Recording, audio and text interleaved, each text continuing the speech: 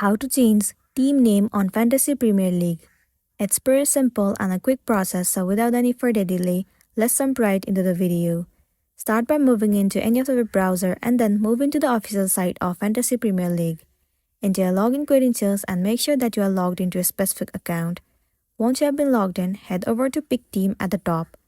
Now you have to scroll all the way down to the bottom, and then in the section of Admin, you'll see the option where it says Team Details. Click on it. Now simply move into the top of the screen. You'll see your team name. In order to change it, first of all remove the name that you have entered. And then create or enter the new name that you want to set. Once done, tap on Done and then click on Update Details.